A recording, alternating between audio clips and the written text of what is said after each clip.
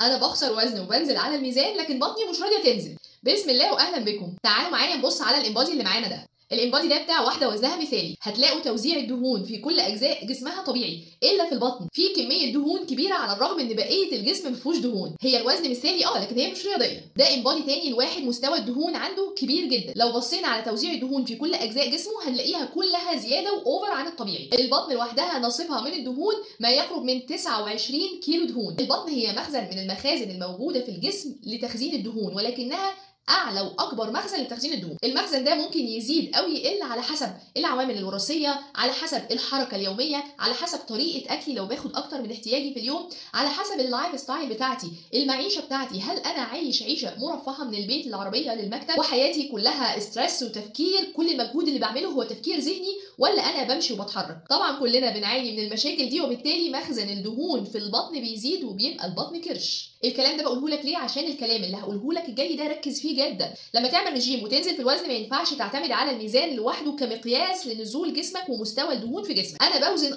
ولكن باخد قياسات الجسم بالمزوره او بمتر القياس. لما تلاقي على متر القياس ان انت بتنزل سنتي و2 سنتي و3 سنتي من الوسط، وبعد شهر و2 تلاقي نفسك نازل 10 و15 سنتي من الوسط، هتعرف ان انت فعلا ماشي في المسار الصحيح، وان انت بالفعل بتفقد كميه دهون. لكن الطبيعي ان هي لانها اكبر مخزن من مخازن الجسم ان الجسم كله هينزل قبلها، مش لانها ما بتنزلش، لانها فيها كميه اضعاف كميه الدهون في الجسم. احساسك ان البنطلون وسع وبدات تضيق الحزام على درجه اقل، احساسك ان البلطو بتاعك في العياده بدا يقفل عليكي، وان البلوزه والعبايه بدات تقفل والزراير تيجي على بعضها، كل ده دليل على انك ماشي صح وان انت بتنزل في الوزن. لكن الشكل لسه مش راضيك. اصبر واستمر، اوعى تتوقف. طريق بداتوا تمشي عليه. دمتم طيبين ودايما محققين هدفكم، ونقول سلام.